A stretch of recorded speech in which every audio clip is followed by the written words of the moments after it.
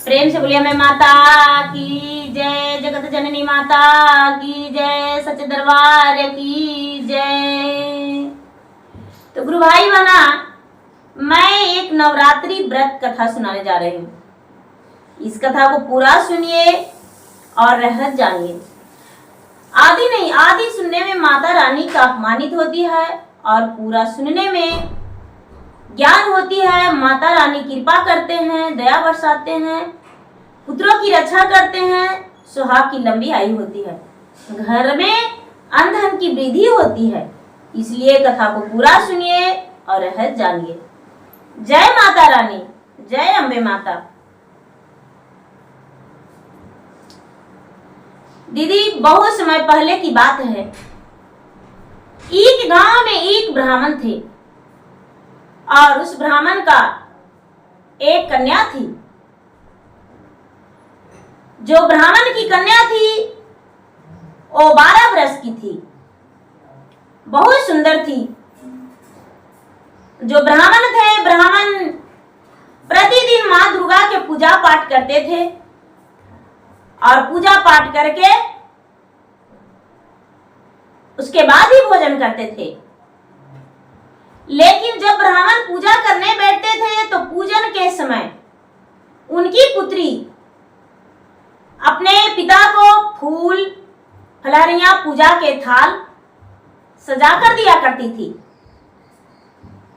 उनकी पत्नी जो थी, पत्नी खुद से नहीं देकर अपने पुत्री से दिलाया करती थी।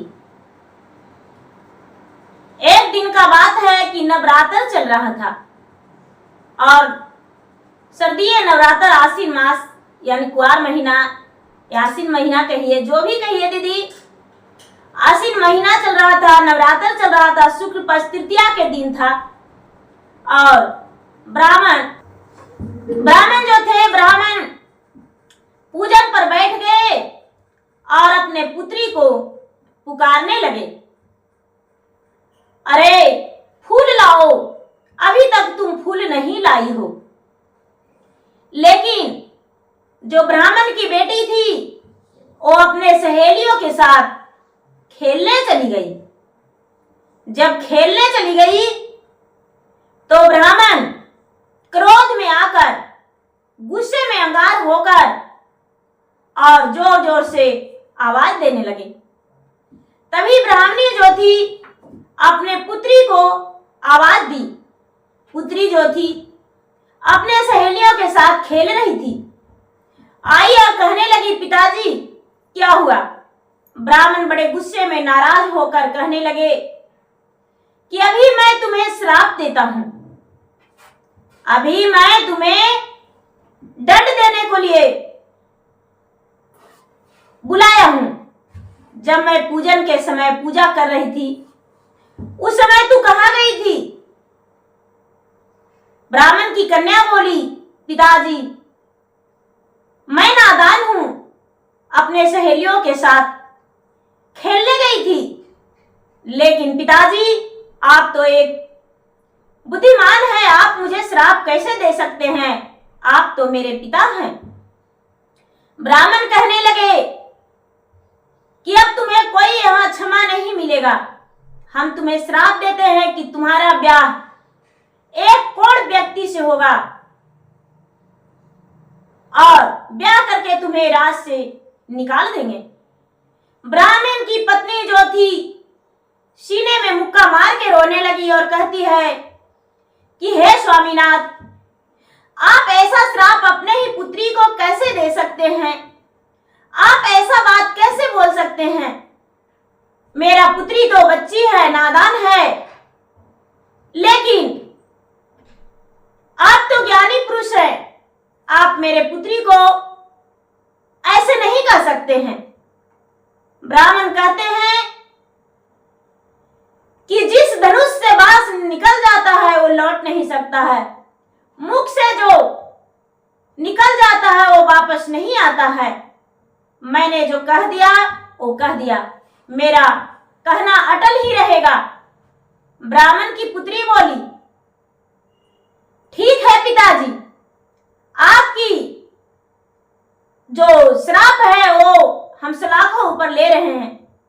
जैसा व्यक्ति से आपको मन करे वैसा से मुझे ब्याह कर दीजिए, हम वैसा पुरुष से ब्याह करने को लिए तैयार हैं। ब्राह्मण कहते हैं कि तुम्हें ब्याह करके अपने राज से भी निकाल देंगे। जो कन्या थी वो अपने पिता से नतमस्तक होकर यानी सिर झुकाकर कहती है कि ठीक है पिताजी, कोई बात नहीं, हम अवश्य ही आपके राज से निकल जाएंगे।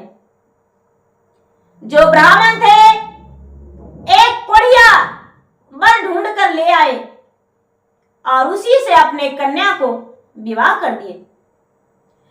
जब कन्या को विवाह कर दिया दीदी, तो बेचारी कन्या अपने पति को हाथ पकड़ के और घर से निकल गई। जो ब्राह्मण थे अपने ही पुत्री को घर से निकाल दिए और घर से निकल गए दोनों। चलते चलते चलते चलते चलते चलते रास्ता में जाते जाते थक गए। नवरात्र चल रहा था, वो भी पूजा पाठ किया करती थी अपने पिता के साथ, लेकिन उतना ज्यादा नहीं, बस फूल के थाल सजाती थी। कभी मन होता था तो फूल अच्छा छीड़ दिया करती थी। जब आप जंगल की ओर चलती, जंगल में पहुंच गई दोनों पति पत्नी, तो जो उसके साथ कोढ़िया पति थे वो कहने लगे कि अरे प्राण प्रिय, अब तो मुझसे चला नहीं जा रहा है, मैं तो चलते चलते थक चुका हूं, अब मेरा पांव में उतना ताकत नहीं कि मैं आगे भी जा सकूं। बेचारी ब्राह्मण की कन्या बोली, हे स्वामीनाथ, इस सुनसान जंगल में यदि आप रुक जाएंगे तो कोई जंगली जानवर प्राणी आएगा और आपको नुकसान पहुंचा देगा, मुझे भी नुकसान पहुंचा जा सकता है, थोड़ी दूर और चलिए। इतना कहते ही वो बेचारा इंसान कहने लगे मुझसे नहीं चला जा रहा है। वहीं पर बैठ गए और एक कुएं से पानी लाके अपने पति को पानी पिला दी। पूरी रात अपने पति को पांव हाथ दबाते रह गई और सेवा करते रह गई। उसके पति जो थे बड़े आराम महसूस कर रहे थे। उन्होंने बोले सुबह होने पर कि तूने तो पलक नहीं झपकाई, पूरी रात मेरे लिए जागी रह गई। आह, मैं बहुत खुश नसीब हूं कि जो तुम्हारे जैसा मुझे पत्नी मिली। इतना कह के और दोनों पति पत्नी बातें करने लगे। तभी माता नवदुर्गा वहां पर प्रकट हो गए और कहते हैं कि पुत्री, तुम्हारा भक्ति से मैं प्रसन्न हूं, कोई वर मांगो, हम तुम्हें वर देने को लिए तैयार हूं। ब्राह्मण की कन्या कहती है कि सबसे पहले अपना परिचय दीजिए इस सुनसान जंगल में, आप कौन हैं? कोई ठग तो नहीं जो मेरे आंखों में धूल झोंक कर और मुझे यहां से ले जाने की कोशिश करे?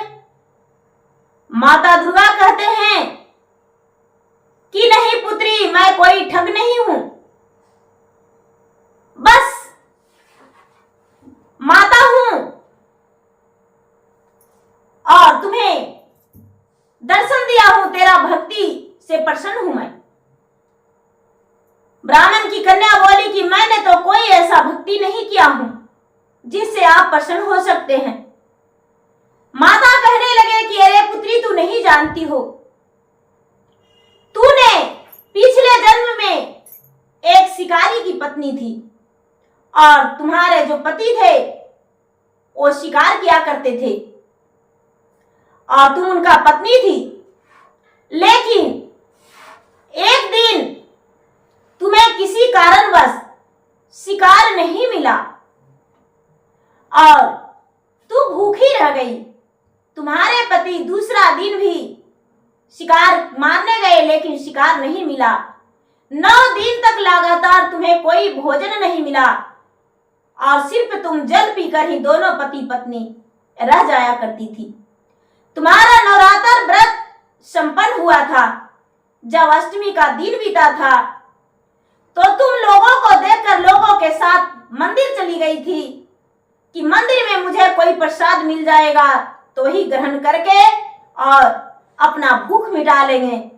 लेकिन जब तुम दोनों मंदिर गई तो अष्टमी का दिन था और वहां रात्रि जागरण था। तुम्हें कोई प्रसाद नहीं मिला पति पत्नी का। तूने आस लगाए बैठ गई कि कल सुबह यह कन्या भोजन कराया जाएगा, उसके बाद हमें भी कोई प्रसाद मिलेगा। और पति पत्नी तुम दोनों पूरी रात जागरण करके भक्ति भजन करके और सवेरा होने पर उसी मंदिर के स्थान पे दोनों पति पत्नी स्नान करके और लोगों के साथ मंदिर गई और मंदिर में पूजन की और पूजा पाठ करके दूसरों के प्रसादी और दूसरे के ही फल, दूसरे के सिंदूर, रोड़ी, अक्षत, पुष्प सब कुछ लेकर दूसरे को और तूने पूजन किया। तुम्हारे पास नहीं होते हुए भी तू पूजन करके और प्रसाद ग्रहण किया। इसीलिए मैं तुम्हारा भक्ति से प्रसन्न हूं।